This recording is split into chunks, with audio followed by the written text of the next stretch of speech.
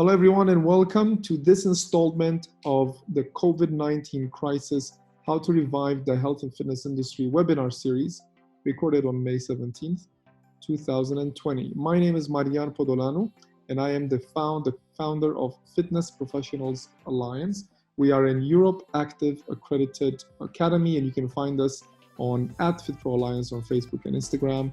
And if you want to become an Europe certified professional in group fitness, a personal trainer, or you're at the beginning of your journey, so a fitness trainer qualification is what would be appropriate, check out the resources we've got and hopefully we can support you on your journey.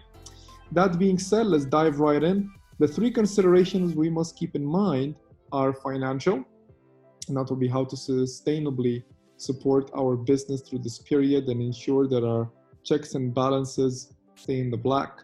Operational, and we've had a presentation where we exhaustively covered those resources. And last but not least, what implications will this new way of doing business in the industry mean to our business model? So there are some considerations here around the business model, some insights that I would like to share with you from our learnings with Europe Active and the webinar series they provided, and some from my own personal experience in the digital space, where I was a partner with two online businesses in the past, which actually, these businesses were providing services for companies to gain a bigger presence online. So let's get going. The first thing that I want to show you and I want to mention is that any catalyst we will experience will make us become more of who we are. What I mean by that is that if you give a person that has no money, and that person, let's say, is generous by nature, then they will be even more generous. They will give even more. On the opposite spectrum, if somebody is, let's say, stingy, right, and you will give them money or some sort of, for instance, money, then they will behave in the same way. So if you're out looking for money from your government to support your business, if you're treating your staff a certain manner, etc., and some sort of catalyst comes along, whether that's a new law, whether that's more money, whether that's more customers, whether that's aid or a change in the way you do business that will enhance your reach in some way, be sure to predetermine how you want to behave and what principles you want to follow. To that effect, I would invite you to check out Ray Dalio's Principles. It's an amazing book, and you'll find a lot of information about it over LinkedIn, on YouTube, and so on. Ray Dalio, R-A-Y-D-A-L-I-O. The book is called Principles. I read it several times, and I cannot recommend it enough. So select the set of principles you want to follow in your business and with your colleagues, and why you do what you do before you move forward and grow even further. First things first, there are some non-negotiables out there that we must understand, and they're good practices for any business. The first one is you want to have clear operating procedures that everybody can refer to, be trained on, and be kept accountable towards. Okay? However, that's not going to happen if you don't clearly document them. So it's a boring little thing to do, but you must do it if you're going to have any point of reference on how to improve moving forward. We're living a time where you want to be creative. So look to your right, left, up, down, and so on. Speak to your team and find ways to generate revenue. Identify those that present the highest return on investment and pursue diligently. You will need a booking and scheduling system and mobile application. Okay? There's no mobile app. I wouldn't touch that, because frankly speaking, most of the people nowadays spend so much time on their phone. It just makes sense to put a scheduling app on their phone rather than on a browser. Building digital products. So you want to be on the digital space, you want to build digital products, and as such, you want to make sure you are proactive on that front in marketing them and getting them to your people. Become a marketing samurai.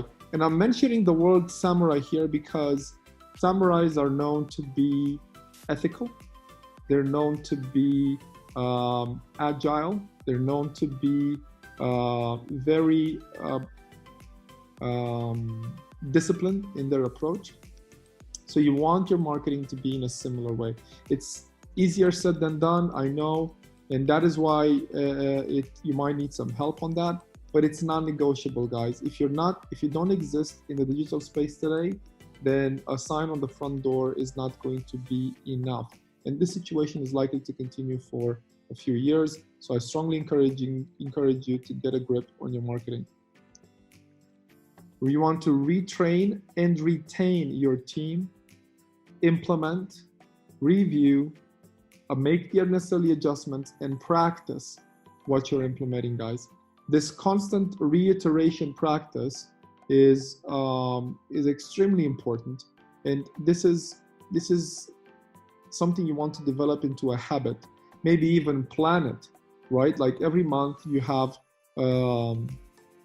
a trap meeting where your team review, adjust, and set out a goal on what to practice for the next period, so that you don't fall into the trap of becoming irrelevant, stale, not exciting to your customers and to your team. All right, let's move on to a different perspective on what we need to think of. And we have to understand that through this period with COVID-19, people are going to have different attitudes towards the gym environment, towards work, etc. So we want to be sure we can manage all of those psyches. Let's understand that our own team, if we have, let's say, 10 members of staff on our team, some of them will feel like, hey, you know what? We should have done this earlier. We should have opened a long time ago. There's nothing to worry about. They're going to be our superheroes, yeah? So these guys are optimists. They think that they've got, their immune system is unbeatable. They're going to be at the door, first one on the shift. But they also might not help you reinforce the rules, okay? Because they don't believe that the situation is that important. Now, whether they believe the situation to be that dire or not, it doesn't matter, because the government does so. So if they do something stupid and not help you reinforce the rules of your business, you might get shut down. And that's bad news for everybody on the team and for all your members. So you want to keep a close eye on these people, and maybe you might not want to have them on board, especially in the early days when you're finding your feet. The same thing goes for your customers, and these are the ones that you want to be very diligent around, and make sure that everybody is clear on what kind of policies you operate on. Check video 2 on those policies. The cautious and careful, or realists, if they're customers, if they're members of staff, then they will be there from day one, but they will be looking for clarity from you as to how business will be operating. And you want to be very clear and very structured in your presentation, okay? They will be the ones that will need reassurance, and they would want logical explanations as to why you're doing what you're doing. They will follow rules, but they might need a nudge once in a while. These are the people that you can rely on, because they will be reinforcing the rules, and they will have a balanced approach to dealing with customers and colleagues. The last group will be those scared that are not going to want to come in. So this is why maybe you want to consider telling your team, hey, I'm happy to have you back if you want to be back, okay? In some countries, though, those rules don't apply. You might have to bring everybody on board because there's no furlough, so everybody will want to work. Therefore, they will not tell you that they're scared, but they will want to keep working. So managing that tough situation might need a delicate approach, delicate touch. These people will want a lot of self-protection. They will be very easily irritated if people don't adhere to the rules. And especially if they're members, those are the guys that are going to come later on in the period. Okay. Having said that, you've got three different personas, and there might be others, right? And some people might oscillate between one and the other. People are people. You want to check in and get to feel how your people are handling this situation, and be very transparent, be very caring, because for some people it means that they might have lost somebody they loved to this pandemic. Some of them might have lost a neighbor or somebody in proximity, somebody they know. So for them, this is not a joke. That's when the attitude of one member of your team may negatively impact how somebody else feels about coming to the gym, simply because their experience is not similar and they might feel insulted. That goes for staff and team members, and that's why it's incredibly important to exercise caution on how we communicate, and clarity from management down on what is expected. The second point we want to consider for our business, apart from our people and our members, is the behavior of our members, right? Our members' behavior in training. So we understand that some people will come very often to the gym, some people not so often.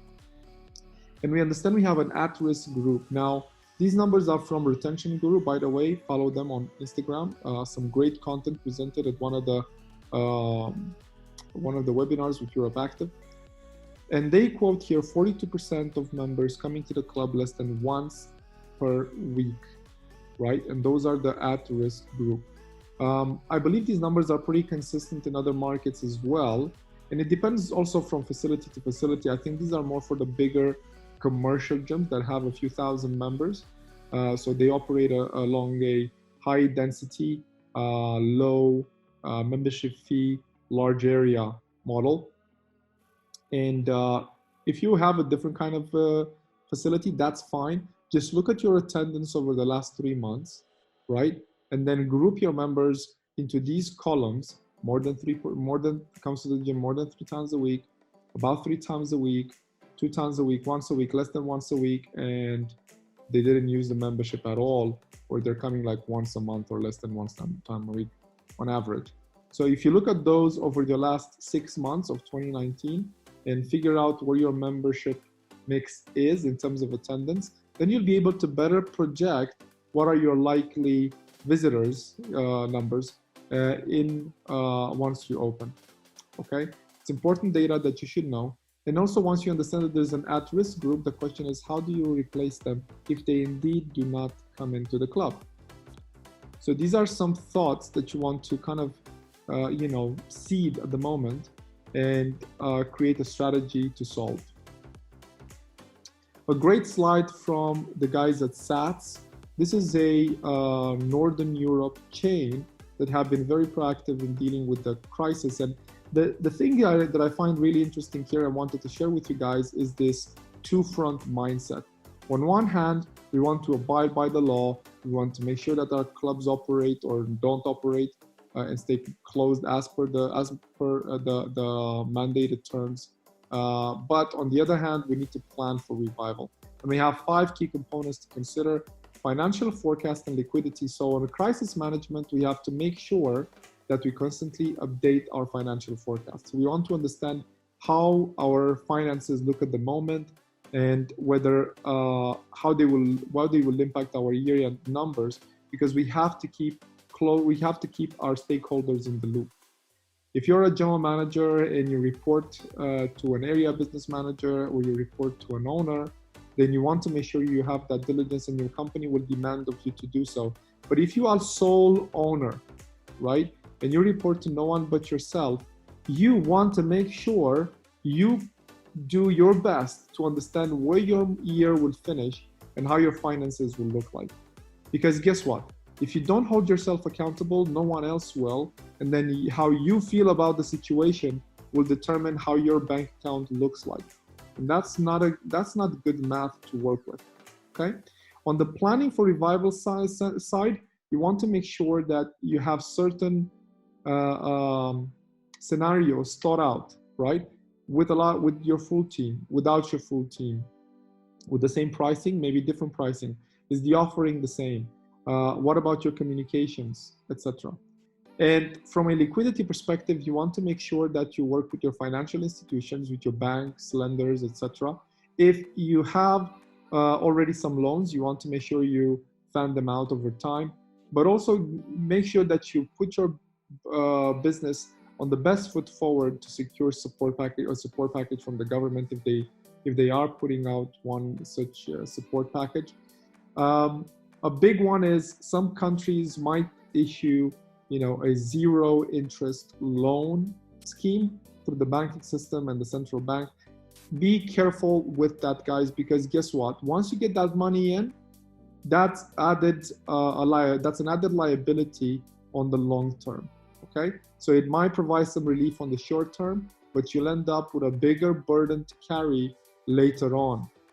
And we don't know for how long the situation will last, so exercise caution. Cost management and club upgrades.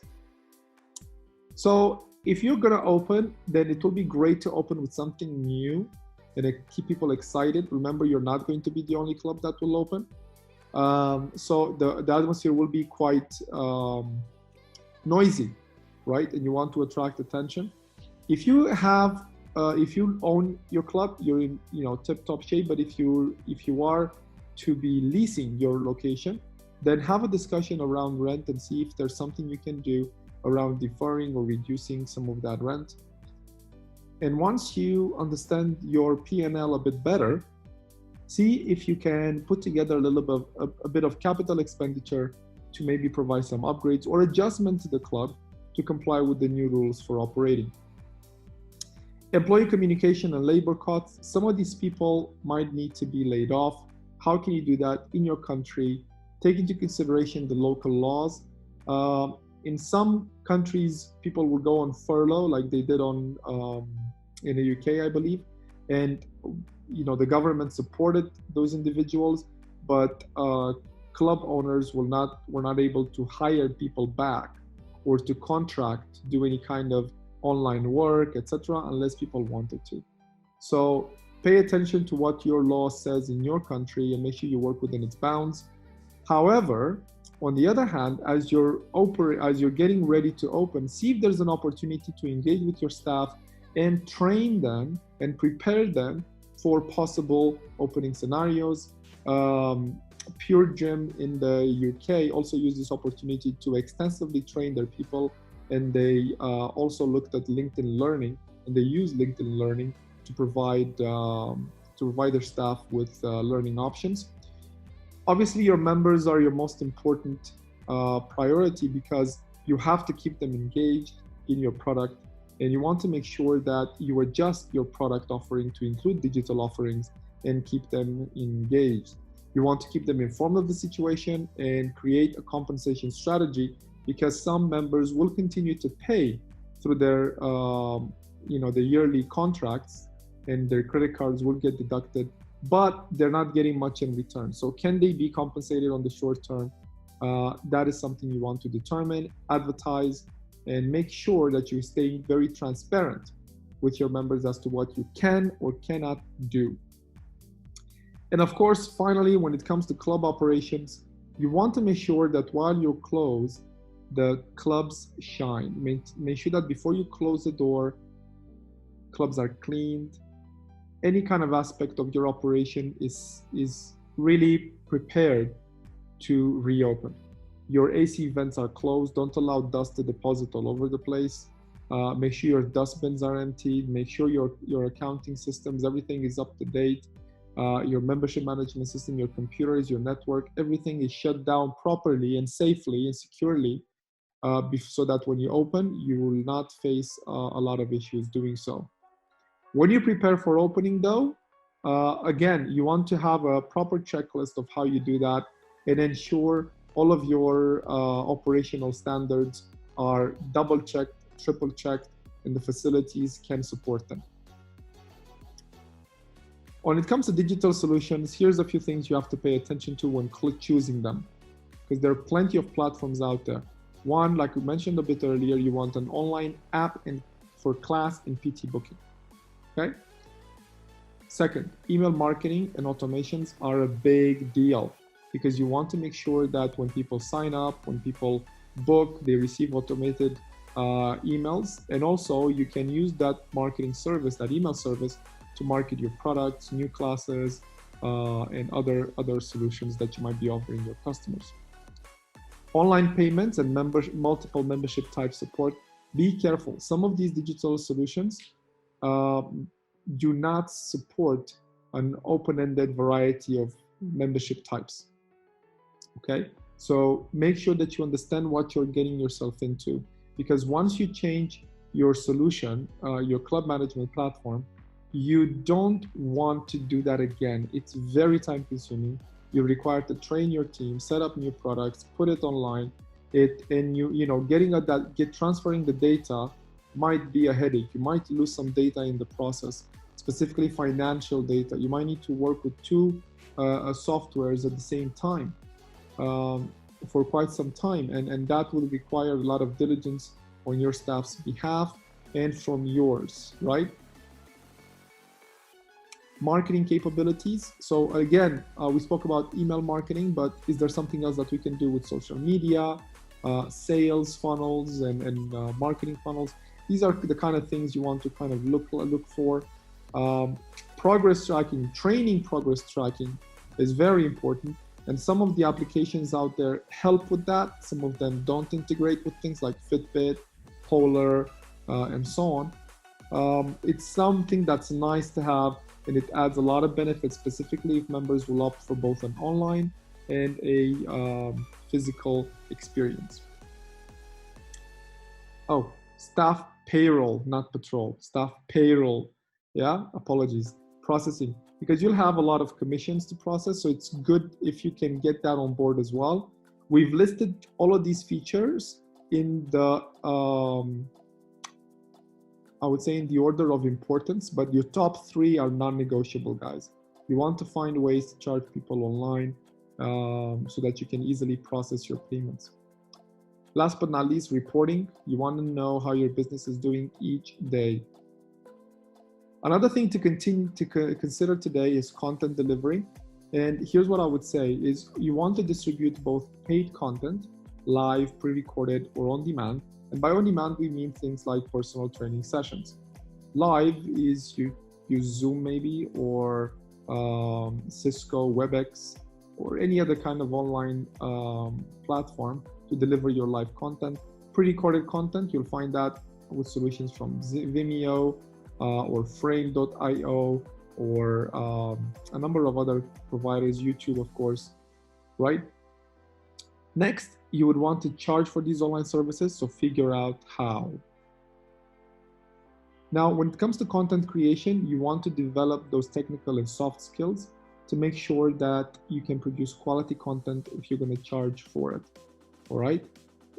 Instagram live feed content is great to engage with people, but to charge them for it, it's not something that can really compete on the online space. You want to develop those technical skills a little bit more.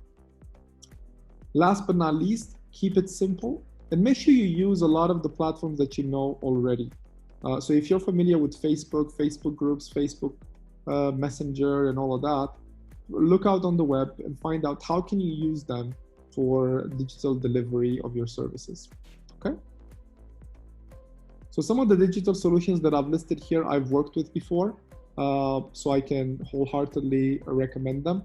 But there are many others out there you need to look out for because they might be more relevant for your market. Check out g2crowd.com and input fitness club management software.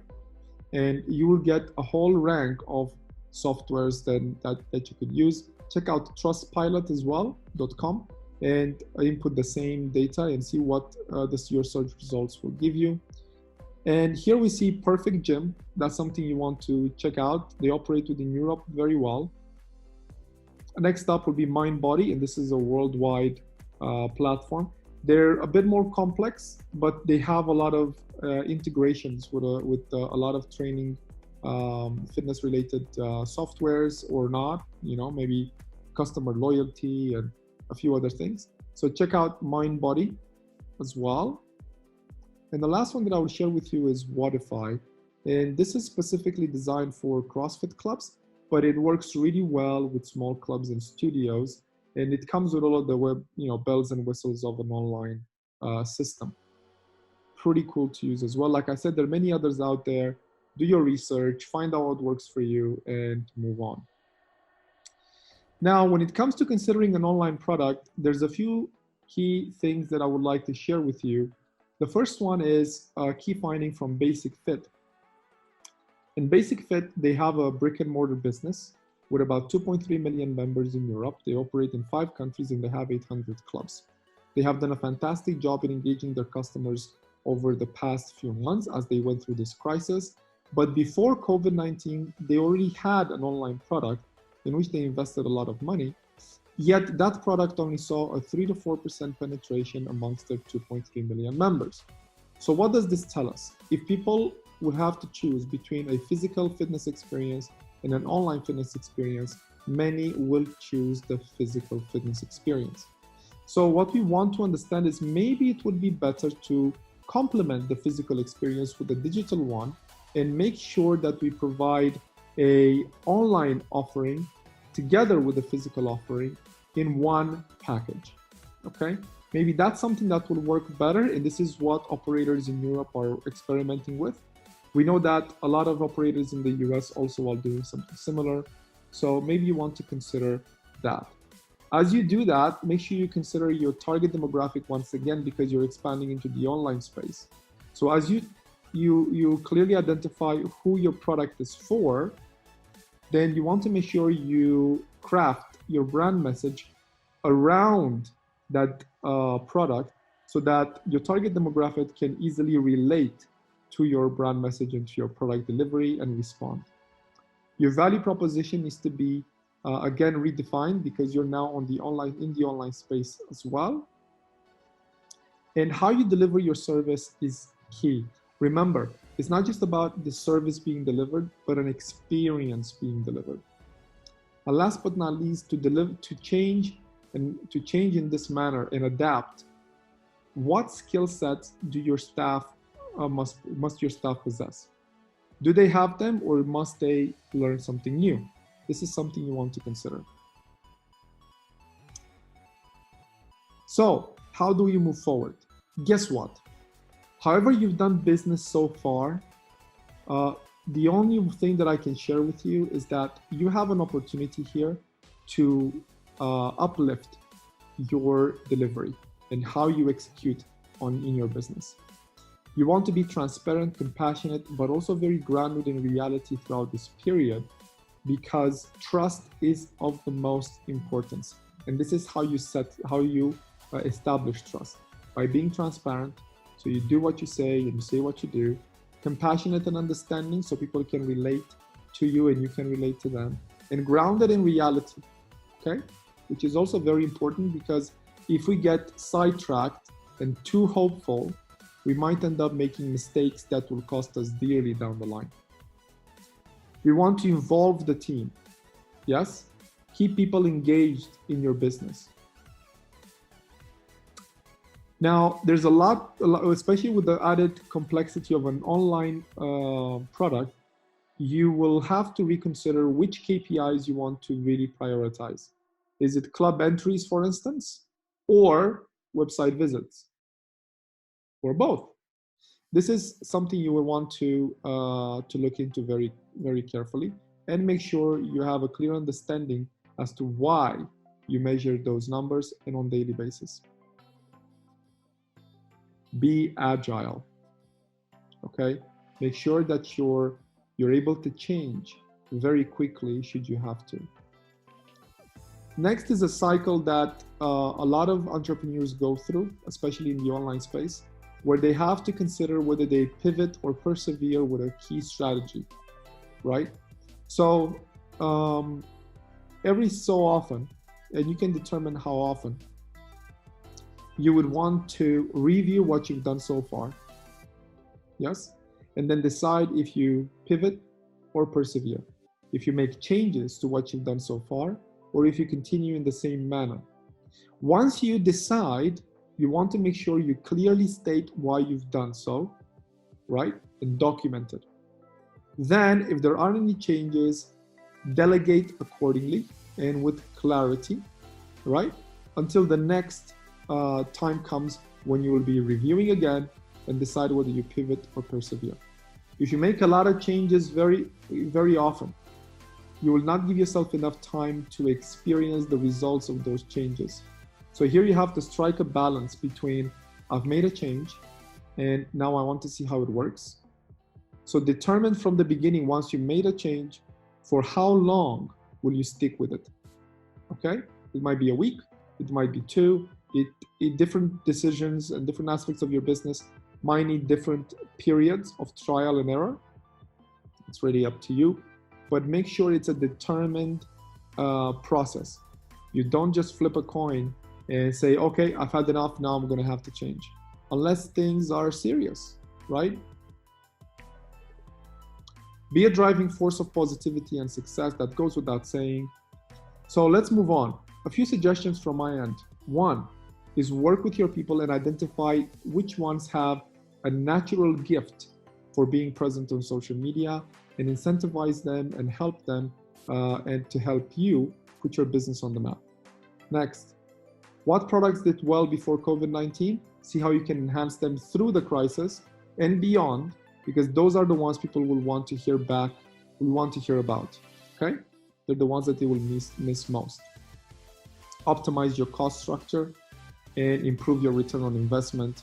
You might need to consolidate or diversify depending on your business model. And whichever way possible, make sure you negotiate with all of your suppliers on your on what you pay for every month. So now it's a time for collaboration. Look into your local community, and I'm sure that your barber, your restaurant, your your local drugstore, etc., will want to support you and want to collaborate both digitally and through a physical presence. Find ways to do so. Especially if you have a large team, you want to make sure you have a smaller delegation that will manage the decision-making process. Because you don't want too many cooks in that kitchen when you're deciding whether you open a facility, you invite members, or anything of that nature. You want to be very determined and very clear with regards to your intentions. And a small team can make those decisions in an agile manner, okay? Last but not least, managers get on the floor, even if you have to close the office, so you can engage with your members, gain feedback, and adjust your operation accordingly. Last but not least, like I mentioned at the beginning, if you're not a great marketer, then you want to hire one that understands your business model and your business very well and can support you moving forward.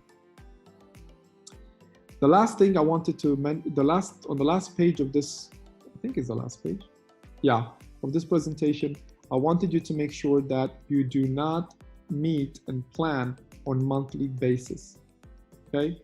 But that you have a weekly review and planning meeting. And this needs to be before the next week starts. So if in your country, your weekend is Friday and Saturday, like it is in mine, or Saturday, Sunday, then you want your last meeting, your meeting for next week and your period of review to be set on the Thursday or Friday before the weekend, or even a day earlier, okay? So you have that cycle, and therefore you start implementation the day of the meeting, so that when the weekend is over, or even throughout the weekend, you can accelerate implementation and gain initial insights into the changes you've made and the effect they had on your business. Every daily report you produce on members, attendance, classes held, revenue, and costs, you want to make sure that they are visible. Maybe not costs all the time, but whatever you budget, whatever the team needs to work towards, you want to make sure that those achievements are daily posted and visible all the time, okay? Another one, building on the first key aspect, you want to goal set weekly and daily. You want to understand what's your daily run rate. You want to understand what's your weekly quota for each of your KPIs, so you can strictly monitor them. If you would be managing your KPIs on a monthly basis, chances are at the beginning, you will not get up and go as fast as you would if you would know your deadline is in 7 days time. So goal set weekly and daily. Now, this goes again against the next to the daily reports being visible, but make sure that your month-to-date figures are clearly shown to your team so they can see what the impact of their job and their effort is on your business. You do that very well, and you might see people shine, come up and say, hey boss, look, you know what? We might be able to do better if we make these small changes. This will enable them to activate, to help keep your business open. Delegate, don't abdicate. This is incredibly important because if you do not lead by example and lead from the front, then there will be no front to lead, and that will eventually determine your business success or likely failure if you're taking a back seat in your front house operation. And if you delegate well and you become a master at that, you will be able to hold your people accountable and hold yourself accountable. Okay, lead by example, and all of this period is likely going to gel and bring your team together, show you who the strong contenders are and who are the people that you can depend on. And that being said, guys, look, I wanted to just post out there what my outlook is, and the way I see it is that we have never received as a industry as much attention as we are getting nowadays, because our role in disease prevention and immune system support, what we do is incredibly important to our nation's health. And as such, we know that our industry, as it receives more attention, then our standards must increase, both in our education, and we are likely going to see a proliferation of registries of exercise professionals. And these are all great things, right? Because if you are passionate about what we do, then it's clear that it will have more meaning moving forward. And finally, I would like to invite you to choose your perspective on how you see this situation, because it's not all bad. I understand we have some obstacles, some financial obstacles and so on, but the resources are not what determines success, guys. Is resourcefulness. Clubs like Google, Apple in the early days, even Amazon, right? Resourcefulness is what got them started, not resources, okay? And if you look at a lot of the businesses out there, is in times of trial and tribulation is where they started becoming their best versions, the best version of themselves, right? So we're in the middle of a storm now, but beyond it, there is light. But guess what? Only those that survive the storm get to see and reap the benefits on the other hand, on the other side of this period. So that is it from me for today. I want to wish you all the best. And I want you to remember that we are here to support you, and feel free to reach out with any questions or concerns regarding operations, your business model, or training for your team. Any way in which we can help, we will, even if we refer you to other people that are better qualified.